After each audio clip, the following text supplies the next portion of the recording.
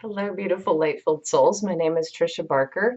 If you're interested in near-death experiences, you should probably watch my first video where I tell the story of my near-death experience. This video is a bit of a divergent topic, but it is more about being back in form and how being back in form can sometimes be extremely traumatizing. And even though I had this amazing near death experience and I was in the presence of angels and the loving energy of God, I still had to come back to the form of a 20-something-year-old young woman in this culture. And I had to navigate this culture, and it was difficult. I will not lie.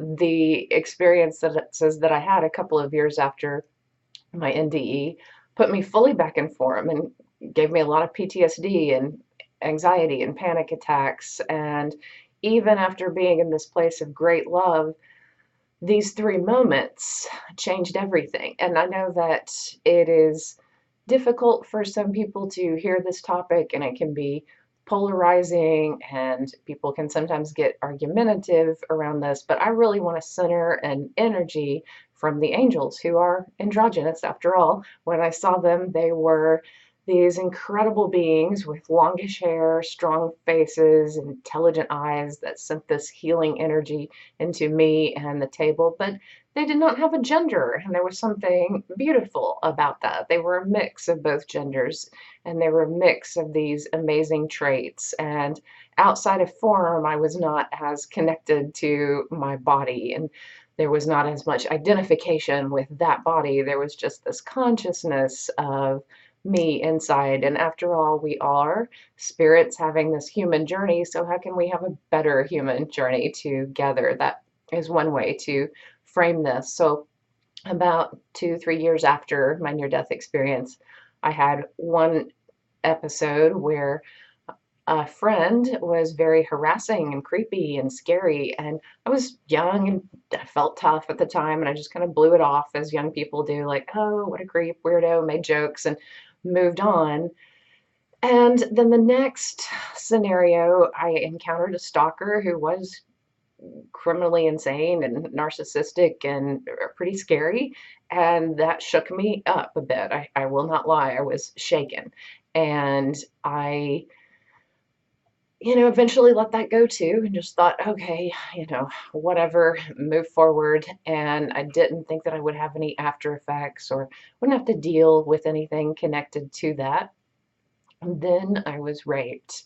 And when I was raped, suddenly I was fully back in form and suffering from great anxiety, so much stress that my hair began to fall out. I wasn't sleeping at night. And there are so many after effects to rape and to stalking that I wasn't aware of at the time. I just walked through it. And so I think it's important for both victims to know the after effects and others to not minimize what people go through. So it is very minimizing to victims to say that they manifested this, that their vibration on some level brought this to them. Not necessarily. So, we are walking through life in a particular culture, and so if 1 in 6 women are raped, then I don't think you can say that they manifested this. I think where manifestation comes into play is, who do you become after that moment? And I certainly eventually became a warrior, a healer, someone who reached out to others, someone who protected myself, someone who was on the fight for making this world a much better place. And I stopped identifying with that experience on the same level over time. I talk about it only because I believe that release is important for me and it's important for others because we are all one. So what I want to do is read some of the after effects of stalking and rape. So effects on mental health, denial, confusion, guilt, all of these things are quite normal. But then the depression and the panic attacks. The panic attacks are rough, and that can be costly if you end up going to the ER because of panic attacks. The emotional numbing. I do want to caution anyone who has been traumatized not to use Xanax. It is a really easy fix to anxiety, but it's a horrible drug in my opinion, and it shouldn't be used. It's so difficult to get off, and there's a lot of brain changes that happen because of that. There's so many other ways to deal with anxiety in healthy ways besides medicating with prescription drugs or alcohol. There is so much available in a healing sense. And so, really look into other options. What helped me was a combination of melatonin and magnesium and calcium and exercise and self-defense courses and all kind of things, that just eventually made me feel a lot safer. So, um, fatigue, of course, from all that not sleeping. The physical effects of that are sometimes dizziness, shortness of breath, these fluctuations in weight. So I needed energy, and sometimes I got really skinny because I just didn't want to eat and I just wanted to stay caffeinated and on the go. There's different ways that people deal with this, and none of it's healthy. It's all very painful. Effects on work and school. I will say that I have a beautiful story connected to that. I almost quit graduate school just because I couldn't deal with so many things that had happened in my life. And my graduate professor said, "Are you really going to let these awful people take graduate school away from you? Or are you going to concentrate and work hard and not let anyone take this opportunity away from you?" And then I was like, well, I'm not going to let anyone take this away from me. And it really began to shift a part of my mind and start looking at all of this as a power struggle and a power structure. I was like, how much am I going to let someone harm my life just because this moment in time happened? And I became much more of a warrior at that point. It was the beginning of my training, one might say.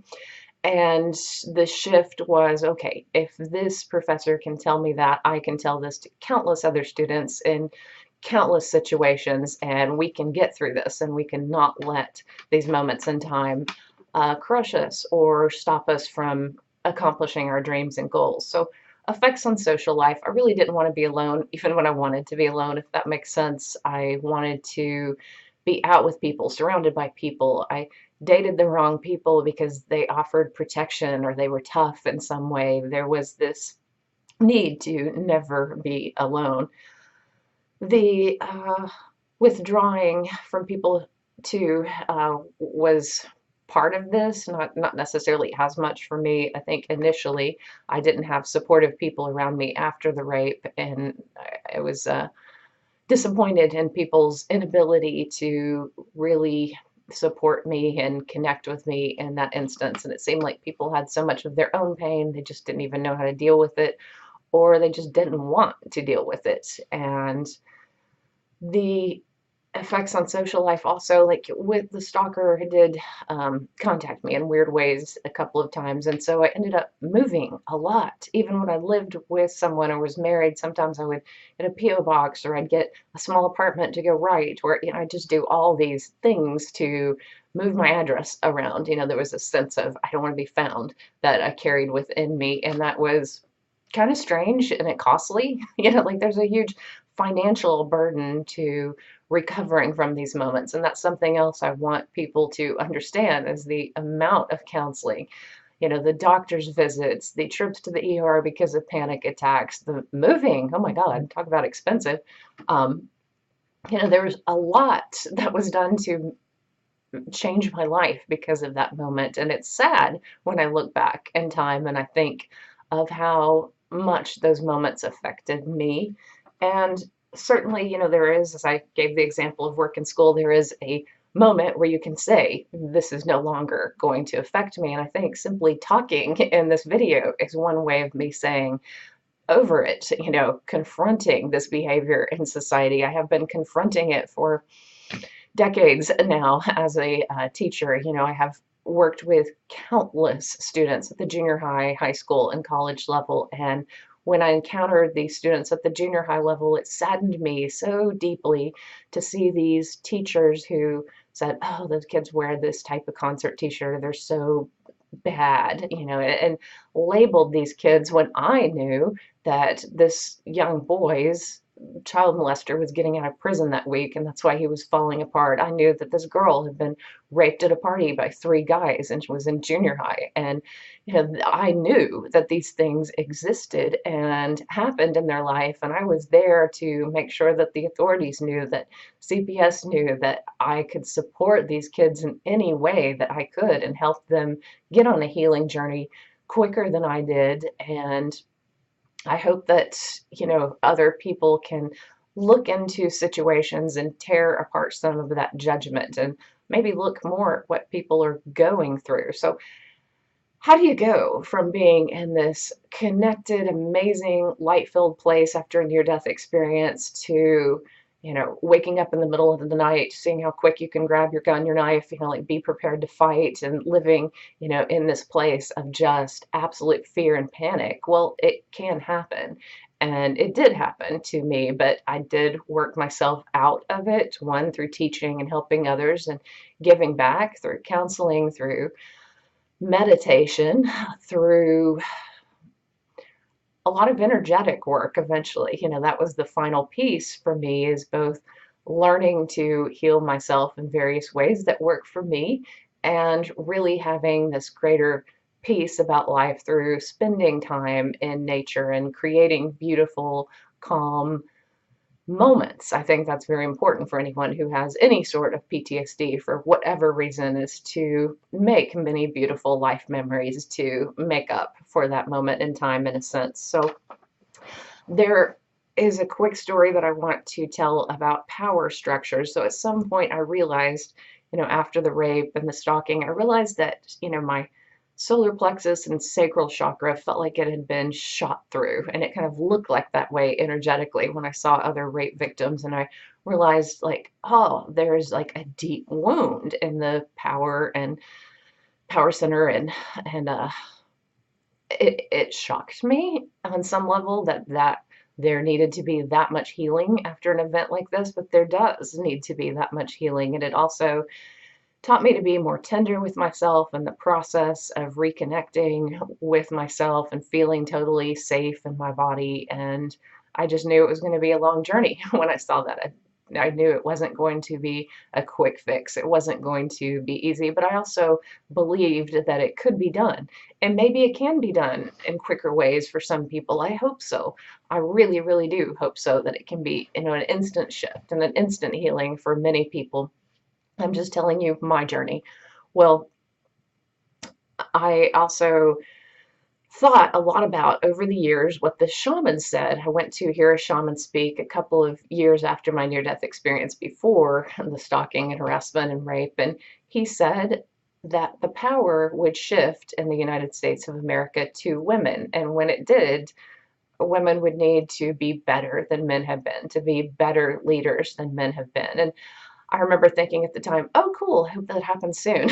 And then, all these years later, I think maybe we're at the beginning point where we're beginning to see just a tiny, tiny shift. And there's a lot of light brought to the surface about what people in power get away with, and how women are objectified and treated as objects and not human beings. And this power structure is interesting, because I think the men who stalked and harassed me were not powerful or in any way. I think they felt angry that they couldn't have me, and there was a sense of punishment in these acts. And the people in power, I think, are just entitled big narcissistic babies, who do look at women as objects and look at themselves as these big gods that deserve whatever they want. And that's ridiculous. What we need in society, and what I hope women do, if indeed power does shift more towards women, is that we're completely fair. So we do not just hire other women and we do not keep men out of power, but that we create structures where we are loving and open-hearted, but we also set the tone for what is acceptable and what is not acceptable, and there are appropriate consequences for anyone and everyone, regardless of political affiliation, race, gender, that there are the same consequences, equality in this sense. And when looking at this issue, there's a lot of anger that some men have, because statistically women are more frequently the ones who are victimized. And this is because we are more often stereotyped as objects instead of as human beings with appropriate boundaries. And that is a problem in society. So, you can't not look at that part of the structure. And I'm not saying that what the shaman said is exactly true, but it is a possibility that power may begin to shift in certain ways. And I really encourage women to, in some ways, do things the way men have done, but in other ways do things vastly different and be vastly better than men have been. And one thing that men do that I've noticed is they do celebrate each other's success. So, if I have an older white male in my class and he sees a TED talk that I put on by young, energetic, good-looking, funny white guy, he doesn't have jealousy. He's like, oh, one of my kind is up there giving a speech, and there's this sense of connection to that person and happiness for his success. Why can't we all celebrate each other's success as women?